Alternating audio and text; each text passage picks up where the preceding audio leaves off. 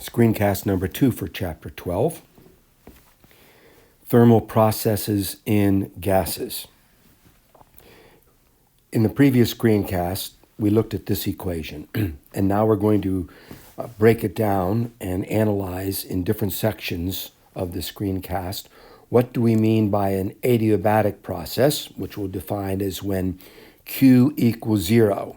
In other words, when no heat enters or exits our system, and yet there is work being done or there is a change in temperature, which would be indicated by the delta U, the internal energy. Then we're going to look at an isovolumetric system where no work is being done, yet heat is coming or going, causing a change in the internal energy. Thirdly, we will look at an isothermal system in which there is no change in temperature, in other words, delta U equals 0, which implies that all the heat is turning into work or all the work is turning into heat. And remember, when we say isothermal, typically when we think of the word thermal, we think of the quantity of heat, but here this term means a constant temperature, not a constant Q. And that can be confusing. It took me a while, years ago, to realize how archaic maybe the use of that term happens to be.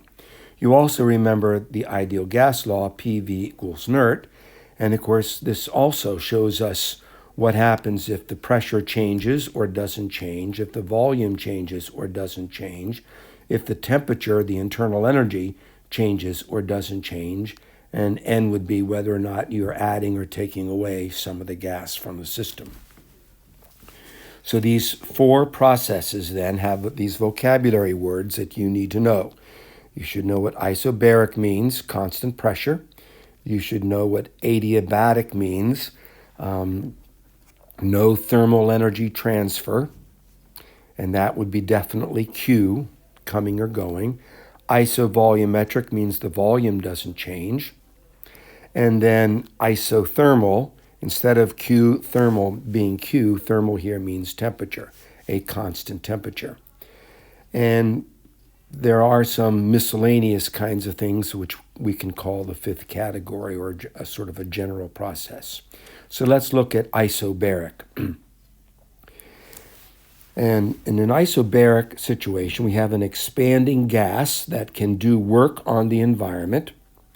And if it's doing work on the environment, then W equals pressure times the change in volume. Now, this can be a little confusing. W with the ENV means work being done on the environment, not by the environment. Work being done on the environment. And because the work is going from the system to the environment, that's where this negative sign is going to be. So don't forget the negative sign. Anything that is exiting the system, be it work or heat, is going to have a negative value. The work done by the gas on its environment has to come from somewhere. It comes at the expense of the change in the internal energy. And of course, the change in the internal energy means that the energy of the system is represented by the atoms or molecules moving around, vibrating, translationally moving, and so forth. That's where that energy has to come from, which is going to involve, therefore, a change in temperature. Now, if the system is doing work on the environment, that means the energy is coming out of the system, and therefore the temperature of that system has to go down, because as that gas expands to do work on the environment, it's the only way you can do work on the environment is by that gas expanding, the temperature is going to be a cooling process. And as you probably know from experience, expanding gases are cooling gases. When gases expand, there's a cooling process. So in this case, PV equals NERT.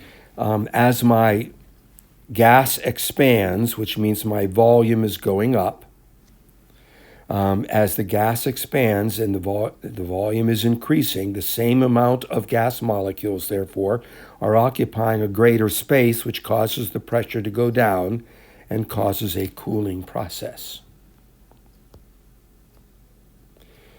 Now, here we have the derivation of some equations, which of course would not be on the AP. You wouldn't have to memorize this, but just for the record so that you understand where these equations are coming from a little bit. We're talking about the transfer of thermal energy into the gas by heat, and you recognize that delta U equals Q plus W. And so we solve the equation for Q, and then work is defined as pressure times volume, which is what we've got right there. And now we're going to do some substitution. Here's my PV equals nRT, and that part is right there, and this is the part for Q right there. We're going to be adding these two together, and N is a 1 if we're talking about 1 mole, or 2 over 2, and that's where the 3 halves plus the 2 halves gives me this 5 halves, which is an unusual fraction, so you should know where that comes from. Just in the background, it's not essential at this level of thermodynamics. And then we're just going to let C, this constant, be 5 halves R to give us this equation right here. And so now we have an equation that involves a change in temperature, the internal energy, and heat coming or going, depending upon which direction the temperature is changing. Now, it does mention that when you add your R constant to your volume constant, and we go back to table 12.1, so I'm going to go all the way back to the earlier table up here. We looked at this in the last screencast, but I'd like you to notice that this constant, this molar specific heat for pressure, molar specific heat for volume, when you subtract, pretty much gives the same value of about 8.3 all the way through, which is the ideal gas constant when it's expressed in terms of joules per mole Kelvin. Now, another way of talking about joules per mole Kelvin over here is from the PV equals nert equation. Volume is meters cubed in the MKS system. Pressure is in pascals, and moles is the letter N, and temperature is in Kelvin. These two units are dimensionally equivalent. So let's pick up where we left off. And we just said that the difference works out to be approximately R in most of these cases in an ideal situation. Gas molecules, of course, get pretty complicated, especially when you begin to talk about intermolecular forces. So, using molar specific heats in the first law in constant pressure process, here's the problem we're looking at right now. The math, again, is pretty simple. We have a monatomic ideal gas, and it's at 2 times 10 to the 5th pascals, which would be the equivalent of 2 atmospheres. That would be double the atmospheric pressure that we are experiencing right now. Remember, our atmospheric pressure of 1 atmosphere, it's a little bit less when there's a low pressure system. It's a little bit more when there's a high pressure system. It's never naturally on the surface of the planet going to be 2 times the atmospheric pressure. So, first define the work done on the environment. So because it's being done on the environment, that means it's going from the system to the environment, and that is assigned a negative value. And basically we just plug our numbers in over here to the right, and I think your textbook made a mistake. That should be a negative sign right there, because directionality is going from the system to the environment. Letter B, find the change in the internal energy. The internal energy is delta U. And first of all, we're going to use our ideal gas law. And we're going to solve for our final temperature. Now this over here is the general gas law. If we have PV over NT initial equaling PV over NT final. And the amount of gas doesn't change, so the N's cancel out. Quantity of gas is constant. Now we plug in our numbers, and we get a final temperature that's quite hot, 733 Kelvin. And let's hold on to that piece of information. And now we're going to use PV equals nert right here to find my number of moles N. And then we can come down to this equation for internal energy derived earlier, and we can start to plug our numbers in. That can come in there, and there's my 733 coming in there. There's my constant, which would be given to you on a test. And here's the original temperature that we had, which is room temperature. In other words, it's about 20 degrees Celsius. And now we can solve for our delta U, and we get 450 joules. And then now we can measure the energy transferred by heat, as well as the energy coming from the work. This negative 300 joules comes down here. And so we get our 750 joules of work, of energy that is transferred. We can then continue the problem, use the molar heat capacity at a constant temperature. And of course, these equations would be given to you. And we can solve then for Q just by plugging our numbers in from earlier in the problem. And then in part B, again, it's more plug and chug kind of stuff. Here's my 3/2 plus 1, and 1 is 2/2. There's my 5/2 again, which you see right there. And then plug our numbers in. We got your constant. Here's my delta T.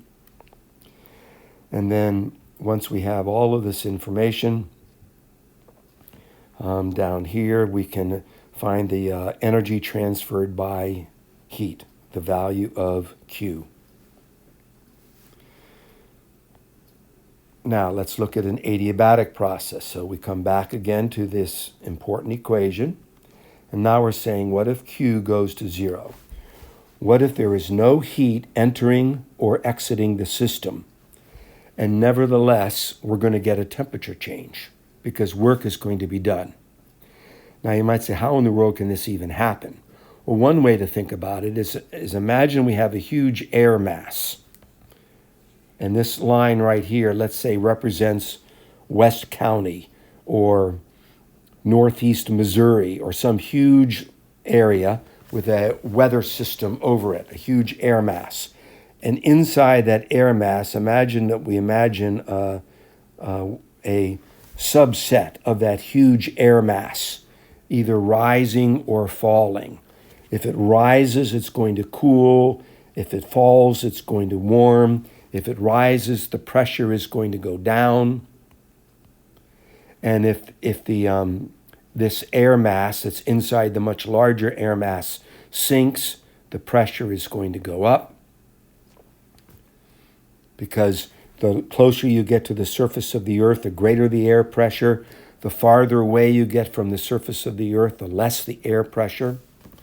And so you're going to have this adiabatic expansion if this air mass is going up, and an adiabatic compression if the air mass is going down. Now, a practical example of this would be, imagine that out west you've got these Rocky Mountains, and then you've got that just got erased. There's the mountain range. And so as an air mass rises up, you're going to have adiabatic expansion and cooling. And then when the air mass sinks going over to the other side, you're going to have this adiabatic compression. This is going to be a cooling process. This is going to be a warming process. And the cooling and the warming is not because there is a loss of heat or a gaining of heat. Remember, change in Q is 0 in an adiabatic process. And if you are out in the Rocky Mountains or any mountain range, this is going to feel very, very cold going up, and this is going to feel very, very warm when the air is coming down.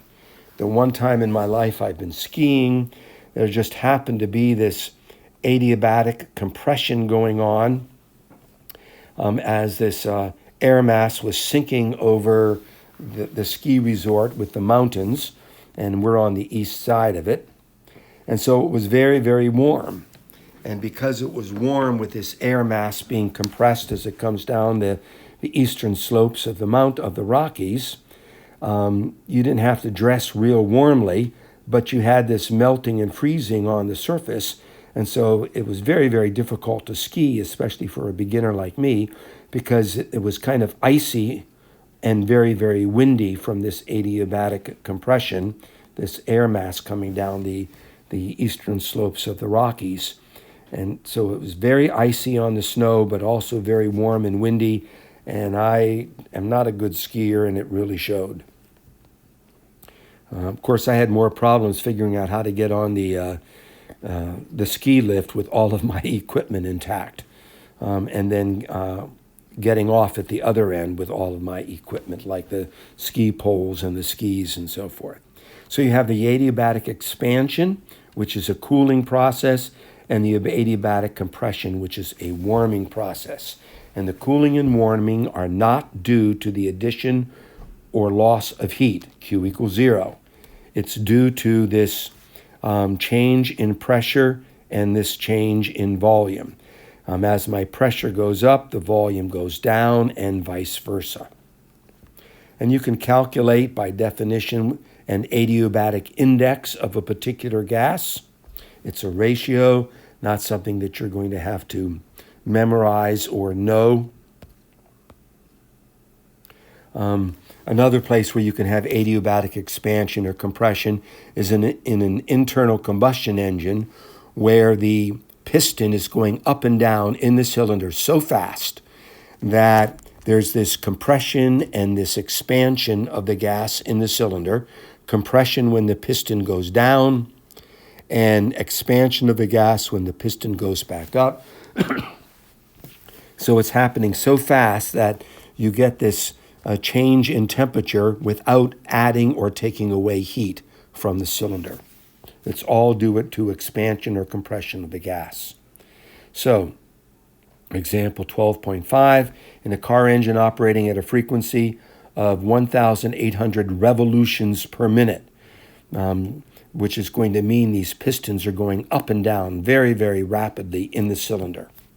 And that's what this problem is based on.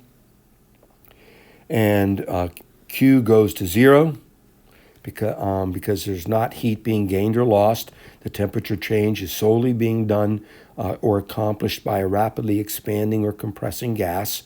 And that's what's doing work to make this piston capture the energy and transfer to the wheels of the car. And again, we just have our plug and chug.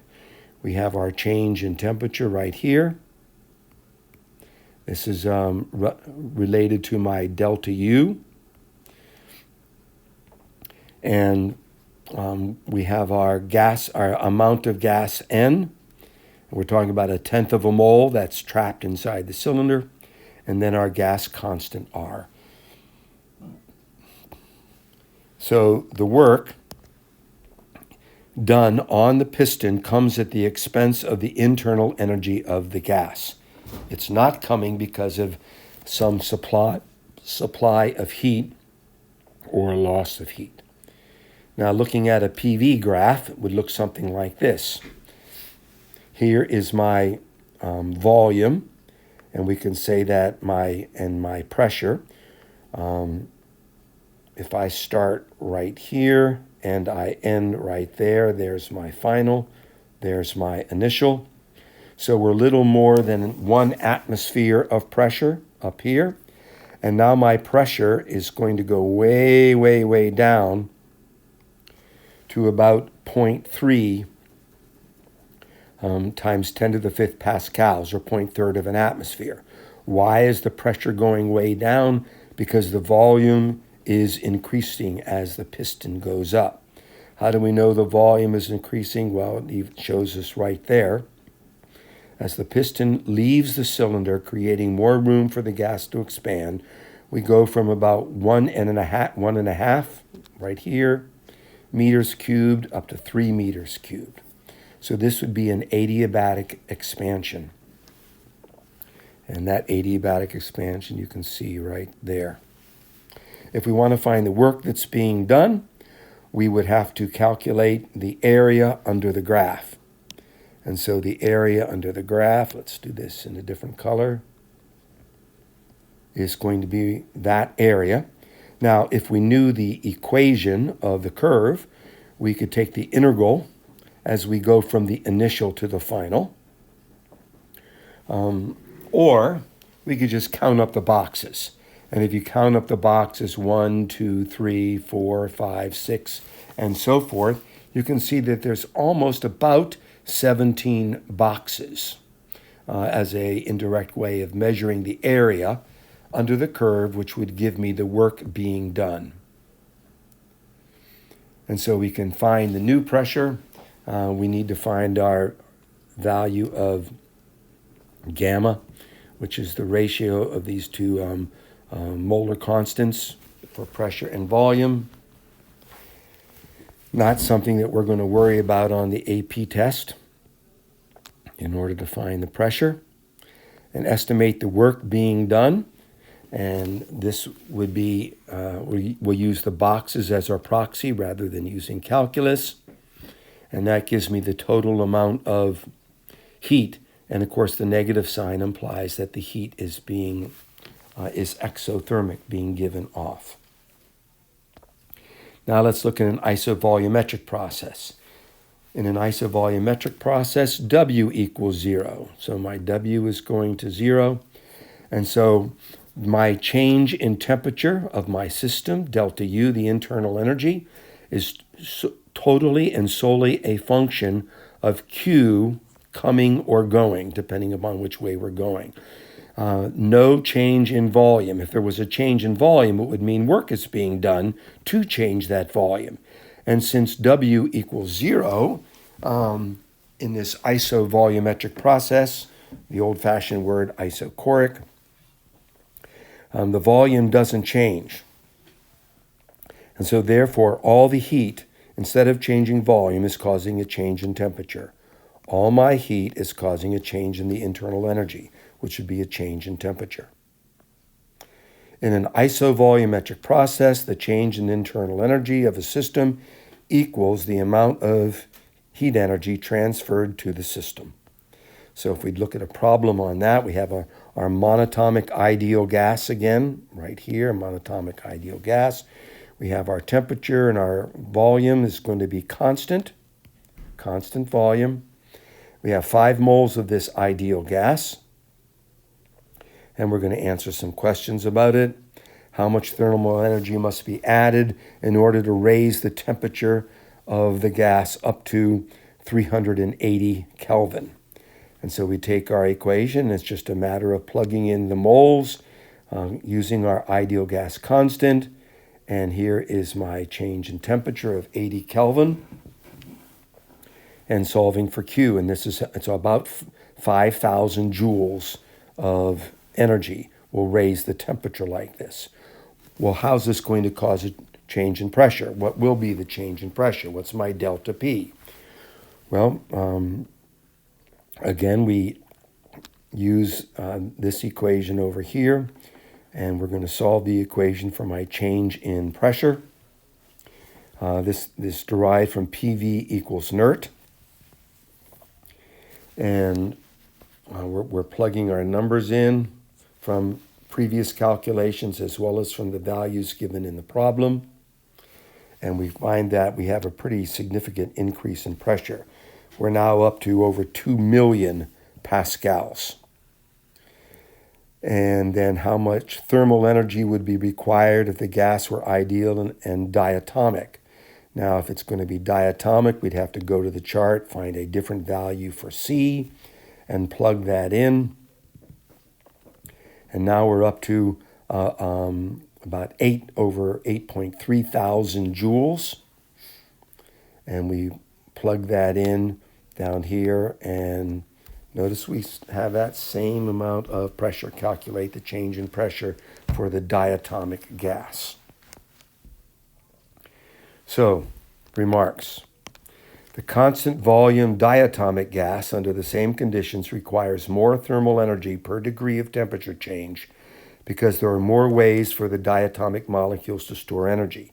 If you go back to the previous screencast where we talked about degrees of freedom, the more complicated the molecule, the more degrees of freedom it has to tumble and to turn and to move, which means it can store more energy than a monatomic gas can store. All right, let's look at an isothermal process. In an isothermal process, remember when we're using the word thermal now, unfortunately, we're talking about a iso or same temperature. And if they have the same temperature, then that means my delta U is 0. And if delta U goes to 0, then we're going to see that my work equals negative Q, which is what we have right here for my isothermal process. And the picture over here is again of a piston of sorts, which is this solid disc right here, resting on some gas that's trapped in my cylinder below. And if you were to very, very slowly increase the pressure that this disc or piston is exerting downward, or slowly decrease the pressure, we can do work on this gas without changing its temperature. And coming up here,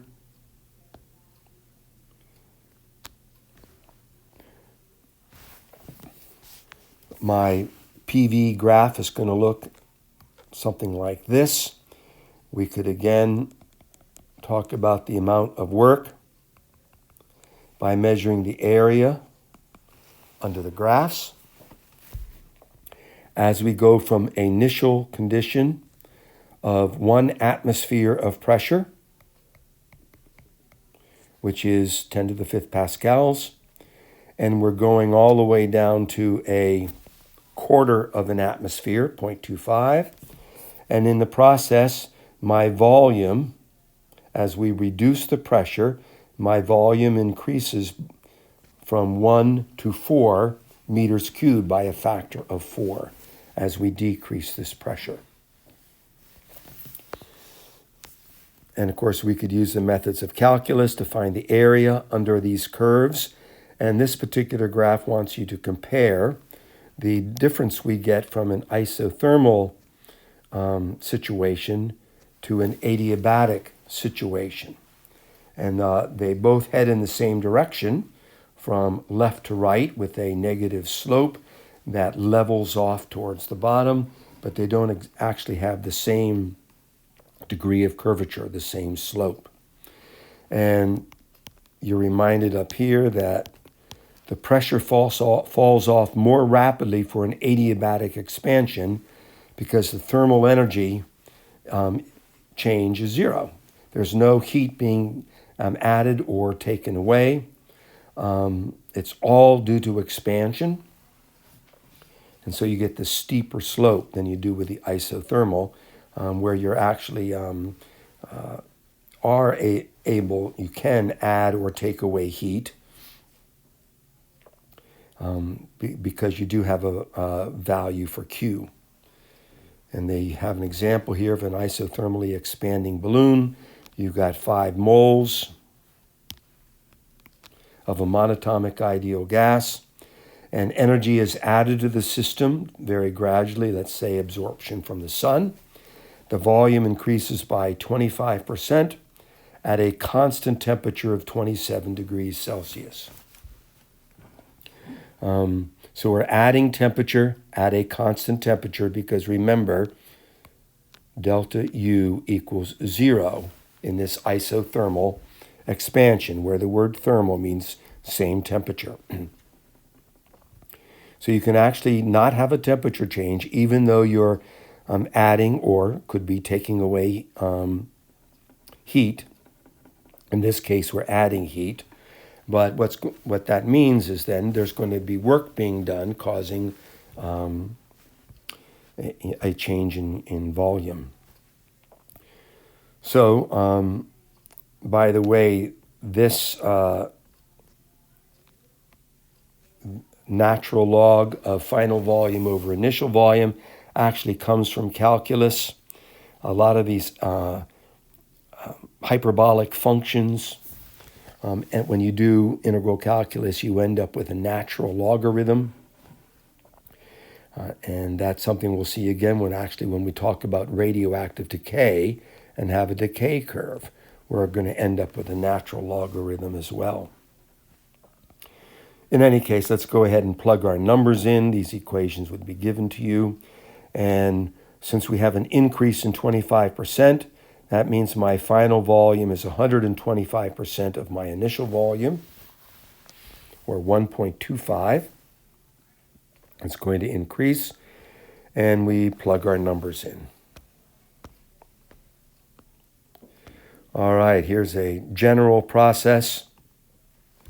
We have 4 moles of a monatomic ideal gas, and the initial volume is 1/10 of a meter cubed, and it's going to be expanding. So here's my initial, here's my final, and you'll notice that my pressure is increasing from 1 to 3 atmospheres, where 1 atmosphere is about 10 to the 5th pascals, and you'll see my volume is going up by a factor of 3 as well, from 1/10 to 0.3 meters cubed. And if we wanted to find the area under the graph, we can break this up into two geometrical figures, a rectangle and a triangle, so we don't have to use calculus. So my solution, find the work done on the gas by computing the area under the curve.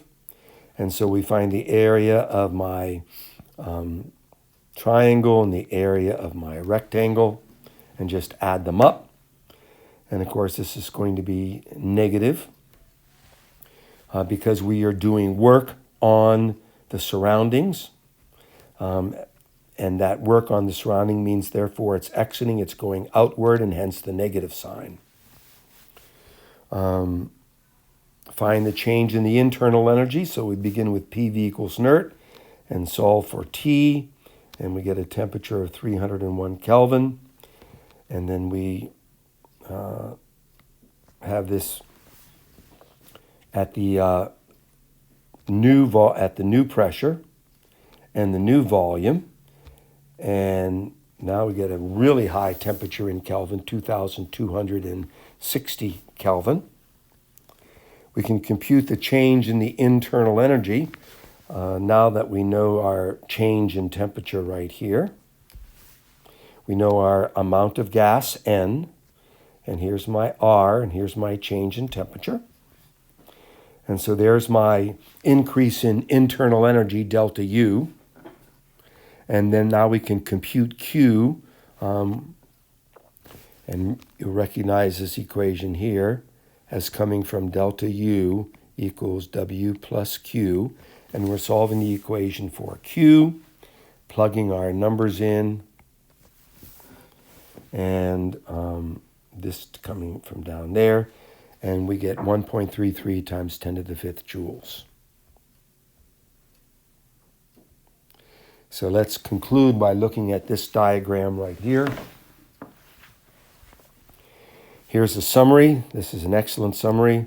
Notice that in an adiabatic process, Q equals 0. In an isovolumetric process where no work is being done, W equals 0. In an isothermal, well, thermal refers to temperature. My temperature change is 0, therefore my internal energy change is 0. And if we look at the graph right here, if we look at letter A is going from here down to here. And so you can see we're going from one temperature, T3, down to temperature T4. You'll also notice that as far as pressure is concerned, my pressure is going down, but you also notice that as far as volume is concerned, the volume is not changing. So because I'm going straight down and volume is not changing, this is isovolumetric. A is isovolumetric. Now, if we look at B, in curve B, which is this right here, you can see that now I do have a change in volume. My volume is getting bigger.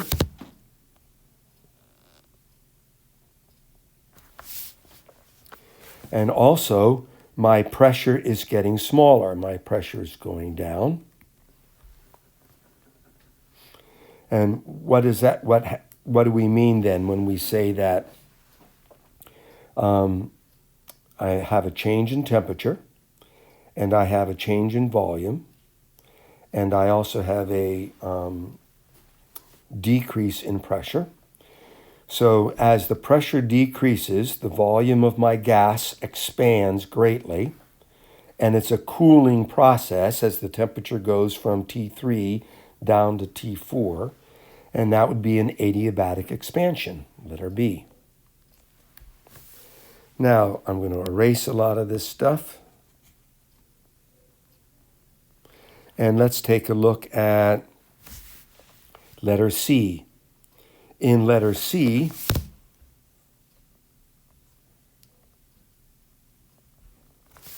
you'll notice that T3, the temperature doesn't change. The temperature remains the same as we go from this pressure down to this pressure, and as my volume goes from this volume to a greater volume. If the temperature is remaining the same, that is isothermal. And then finally in letter D, we're going from here to here. And so we are jumping from one temperature to another temperature, from T3 over to T1. And you'll also notice that my volume, therefore, is increasing, but my pressure is staying the same. The pressure does not change, so this would be isobaric.